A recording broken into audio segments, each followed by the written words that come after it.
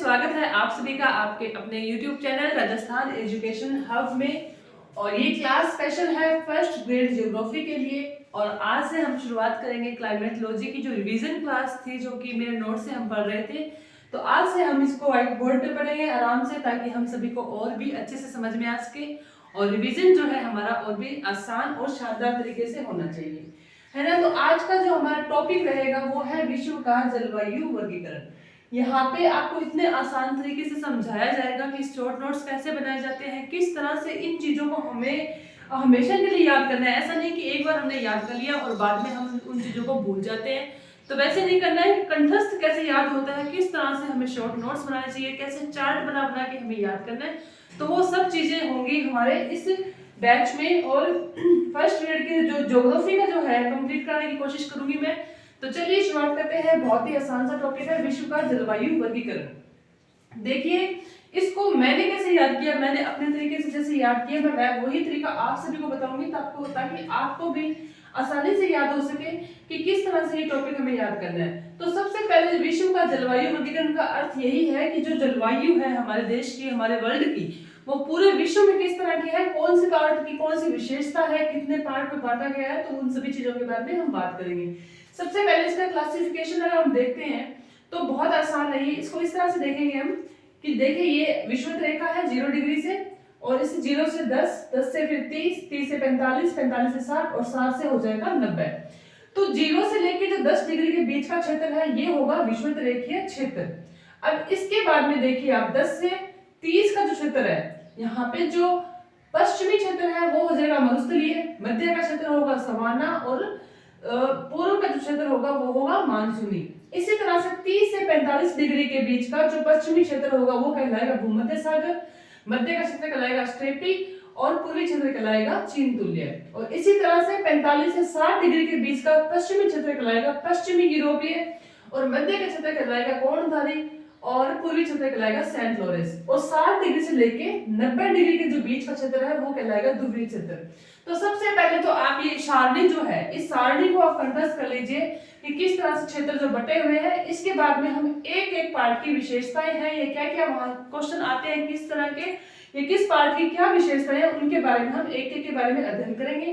तो आज की जो क्लास है इसमें हम सिर्फ विषुवत रेखीय के बारे में अध्ययन करेंगे कि विषुवत रेखीय क्षेत्र है, इसका क्या विशेषताएं हैं क्षेत्र की। तो सबसे पहले देखिए कि विषुवत रेखीय क्षेत्र को एएफ भी पार्ट में आता है। ये एएफ का देखिए अर्थ जो है, हमने कोपेन-थानथवेट का जो जलवायु वर्गीकरण पढ़ा था उसमें ए से यहाँ पे अर्थ होता है उष्ण, और एफ से यहाँ पे हमने पढ़ा था फुल टाइम रेन, या एफ आते ही आप यहाँ पे आदर भी कर सकते हैं। तो पहला क्वेश्चन तो हमारा यही बन जाता है कि विषुवत रेखीय क्षेत्र के लिए कौन सा वर्ड यूज होता है, तो एएफ होता है। यानी कि ये क्षेत्र कैसा क्षेत्र है, तो ये एक तरीके से उष्ण और आर्द्र क्षेत्र आता है, ठीक है। अब देखिए विषुवत रेखीय क्षेत्र जो है 0 से लेकर 10 डिग्री उत्तरी गोलार्ध और दक्षिणी गोलार्ध, इसके में जो आते हैं जो देश कौन कौन से आते हैं, तो वो देश का क्वेश्चन हमें थोड़ा मोटा मोटा आइडिया होना चाहिए। यानी कि आपसे इतने क्वेश्चन नहीं बनते, लेकिन फिर भी हमको पता होना चाहिए कि देश है कौन कौन से। तो इसको भी देखिए, ये 0 डिग्री है भूमध्य रेखा, इससे 10 डिग्री उत्तर में और 10 डिग्री दक्षिण में कौन कौन से देश आते हैं, तो देशों के नाम हम देखते हैं। सबसे पहले इन 3 क्षेत्रों को मुख्य अगर बात करते हैं तो मुख्य 3 भागों में बटा हुआ है कि जो पश्चिमी क्षेत्र है इसमें आता है दक्षिण अमेरिका, मध्य का क्षेत्र में आता है मध्य अफ्रीका, और पूर्वी क्षेत्र में आ जाएगा दक्षिणी पूर्वी एशिया। अब देशों के नाम याद करने हैं।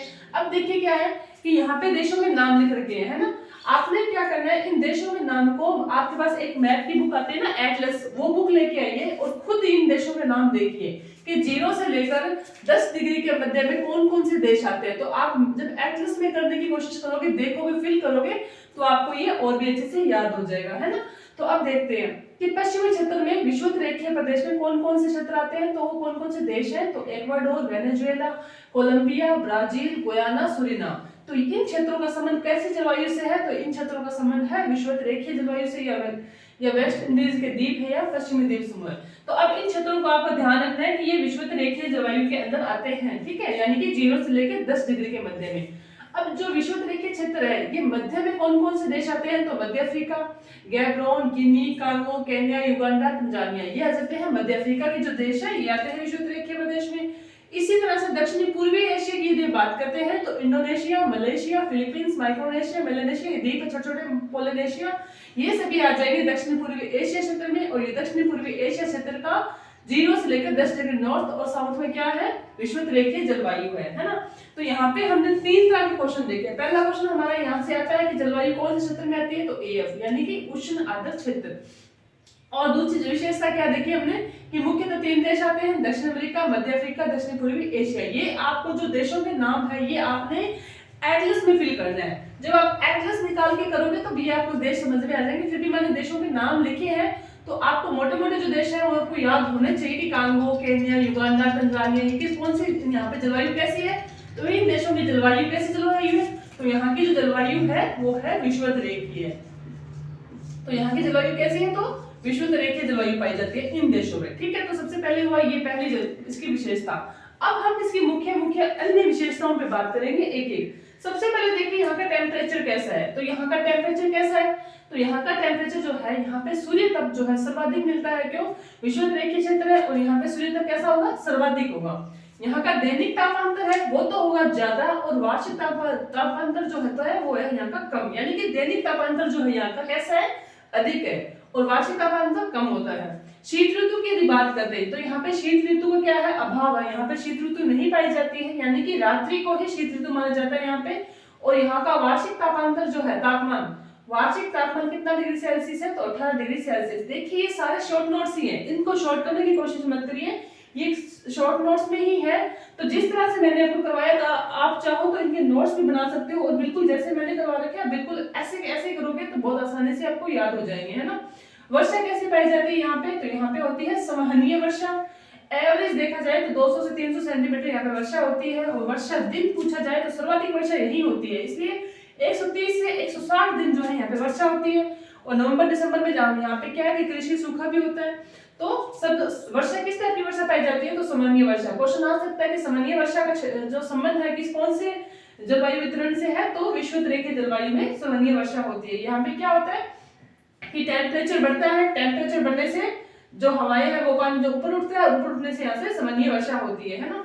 तो अब देखिए बादल कैसे है, यहाँ पे कपासी और कपासी वर्षा में पाए जाते हैं। तो बिजली गिरने के साथ साथ यहाँ पे वर्षा होती है और यहाँ पे ऑलमोस्ट प्रत्येक दिन दोपहर के बाद यहाँ पे वर्षा होती है। अब आर्द्रता की बात करें तो आर्द्रता की बात करें तो आर्द्र महीनों में जब यानी कि आर्द्र महीने चल रहे हैं तो यहाँ पे 90% जो आर्द्रता पाई जाती है फरवरी से लेकर जुलाई तक। और शुष्क महीने में यहाँ पे आर्द्रता कितनी पाई जाती है, तो 35 से 40%।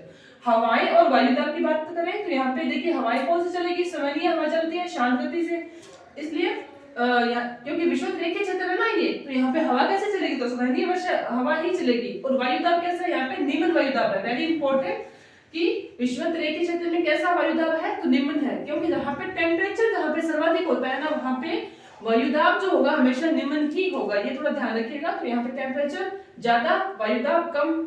और वायुदाब पेड़ियों के खिसकाव के कारण क्या है, यहाँ पे व्यापारिक हवाएं प्रवेश कर जाती है।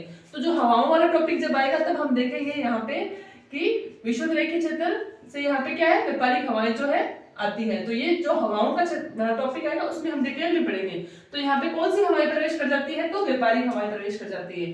अब देखिए ये यहाँ पे हमने क्या क्या पढ़ा, टेम्परेचर देख लिया, विषुवत रेखीय प्रदेश में देश देख लिए कौन कौन से देश है, कौन से नाम से बुलाते हैं इसको, AF, यहाँ की वर्षा कैसी है, यहाँ पे बादल कैसे हैं, आर्द्रता कैसे है, वायुदाब और हवाएं। इनके अलावा कुछ और मुख्य विशेषताएं हैं, यदि उनकी बात करते हैं तो वनस्पति की यदि बात करते हैं यहाँ पे कैसी वनस्पति पाई जाती है, तो देखिए इस क्षेत्र में वर्षा बहुत ज्यादा होती है ना। तो यहाँ पे 5 मंजिल जो होते हैं पेड़, ऐसे इस तरह से जो पेड़ होते हैं ना 5 मंजिल वाले, ऐसे पेड़ पाए जाते हैं। इन पेड़ों की जो ऊंचाई की यदि हम बात करते हैं तो 60 मीटर की ऊंचाई पे होते हैं, सघन वन होते हैं। अधिक पादपों की संख्या या अधिक पादपों की संख्या अधिक है। और यदि हम बात करें कि कैसे पेड़ कौन से, तो रोजवुड, आयरन वुड, महोगनी, ताड़, नारियल, केले, यानी कि ऊंचे ऊंचे जो पेड़ है वो सारे ही इन विषुवत रेखीय प्रदेश में पाए जाते हैं। जीव जंतु कैसे पाए जाते हैं यहाँ पे, तो यहाँ पे एनाकोंडा पाया जाता है, यानी कि सर्प, रेंगने वाले जो जीव है वो अधिक पाए जाते हैं, छोटे छोटे कीड़े भी, मकोड़े भी पाए जाते हैं। और पक्षी कैसे यहाँ पे, छोटे छोटे पक्षी पाए जाते हैं, है ना। मानव जाति की हम बात करते हैं तो यहाँ पे क्या है, मेलेनियस तत्व की अधिकता है। इसके कारण यहाँ पे जो भी लोग हैं वहां की उनकी त्वचा कैसी होगी, तो काली त्वचा होगी आगे। प्रजाति की बात करें तो यहाँ पे निग्रेटो और निग्रोडाइस प्रजाति पाई जाती है। और जनजाति की बात करें तो पिग्मी। यदि पूछ लिया जाए कि पिग्मी जनजाति का संबंध विश्व के किस जलवायु प्रदेश से हैं, तो विषुवतरेखीय से, इस तरह से। और व्यवसाय की यदि बात करते हैं तो यहाँ पे देखिए क्या है कि स्थानांतरित कृषि होती है, गरीब लोग रहते हैं यहाँ पे, यहाँ की जलवायु भी रुग्ण है, तो यहाँ पे स्थानांतरित कृषि। अब स्थानांतरित कृषि है, इसकी भी पद्धति है, 3 पद्धति देखिए कि दक्षिण अमेरिका, मध्य अफ्रीका और दक्षिण पूर्वी एशिया, हमने 3 भागों में बांटा था इसको। तो दक्षिण अमेरिका जो है यानी कि ये क्षेत्र, यहाँ पे कैसी कृषि होती है, तो इस क्षेत्र में जो कृषि होगी वो होगी स्थानांतरित। स्थानांतरित जो कृषि होती है वो कौन से क्षेत्र में होगी, तो दक्षिण अमेरिका में। मध्य अफ्रीका में यहाँ पे कैसी कृषि होगी, तो कृषि का कौन सा प्रकार है, तो यहाँ पे होगी स्थायी कृषि, स्थायी कृषि या स्थायी आदिम कृषि। और जो ये वाला क्षेत्र है यहाँ पे जो कृषि होगी यानी कि दक्षिण पूर्वी एशिया वाले भाग में, तो यहाँ पे होगी बागाती कृषि या होगी यहाँ पे व्यापारिक बागाती कृषि। तो ये भी आपको ध्यान रखना है, कृषि के जो 3 प्रकार है। तो इस तरह से आज की हमने इस क्लास में हमने विश्व में जलवायु वर्गीकरण का सबसे जो बड़ा पार्ट है विषुवतरेखीय जलवायु प्रदेश, इसके बारे में अध्ययन किया। इसके बारे में हमने क्या क्या देखा, तो इसके देश कौन कौन से हैं, यहाँ का टेम्परेचर कैसा है, यहाँ पे वर्षा क्या कब किस तरह से होती है, बादल किस तरह के पाए जाते हैं, आर्द्रता कैसी है, हवाएं कैसी है, वनस्पति कैसी पाई जाती है, जीव जंतु कौन से हैं और मानव जाति कौन से निवास करती है, और यहाँ के व्यवसाय कौन कौन से, और यहाँ पे परिवहन का भी अभाव पाया जाता है। तो इस तरह से ये आज की क्लास हुई। कल से हम इन एक एक क्षेत्र के बारे में विशेष अध्ययन करेंगे। तो प्लीज क्लास पसंद आए तो लाइक शेयर सब्सक्राइब जरूर करते रहिएगा। और पीडीएफ जो है वो आपको टेलीग्राम पे मिल ही रही होगी, लेकिन रिवीजन क्लास जो है आज से हम व्हाइट बोर्ड पे करेंगे। तो प्लीज लाइक शेयर सब्सक्राइब करते रहिएगा। Thank you. जय हिंद, जय भारत।